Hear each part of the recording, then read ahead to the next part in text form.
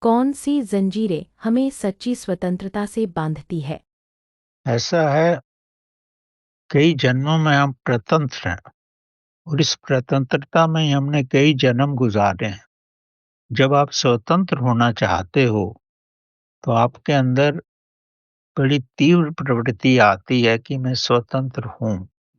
वो जो गुलामी की जंजीरें आपके पैरों में हैं, चाहे वो लालच की है या किसी के साथ लगाव की है या आपकी वासनाओं या इच्छाओं की है, वो आपको नीचे खींचेंगी।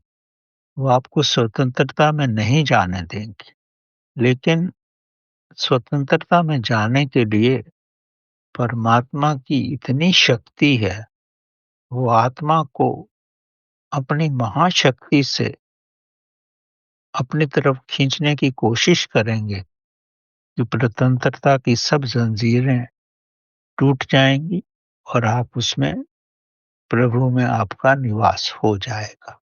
प्रारंभ में आपको ऐसा लगेगा कि मेरे को स्वतंत्रता चाहिए, वो स्वतंत्रता नहीं मिल रही है। स्वतंत्रता की कड़ियाँ आपको बाँधे हुए हैं। ये बड़ा स्वाभाविक है, कई जन्मों-जन्मों से आप इस स्वतंत्रता में हैं, तो धीरे-धीरे जैसे ही आप इससे निकलने की कोशिश करोगे, तो वो आपको बाँधना चाहेंगी और एक समय आ जाएगा, आप स्वतंत्र होंगे और परमात्मा में आपका निवास हो जाएगा और जब निवास होगा, तो वो तो फिर उसके बाद तो कोई अंत ही नहीं, उसका तो फिर फैलाव ही होता रहेगा।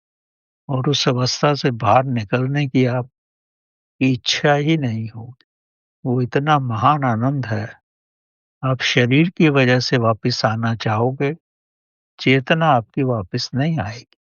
जब शरीर आना चाहो आए वापस आना चाहेगा तो चेतना फिर उसके साथ आ जाएगी, क्योंकि चेतना बिना शरीर के नहीं रह सकती और फिर तो आप हर बंधन से मुक्त हैं, कभी भी परमात्मा के साथ मिल सकते हैं।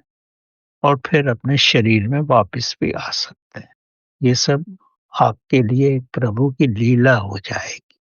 ये महान आनंद की अवस्था है।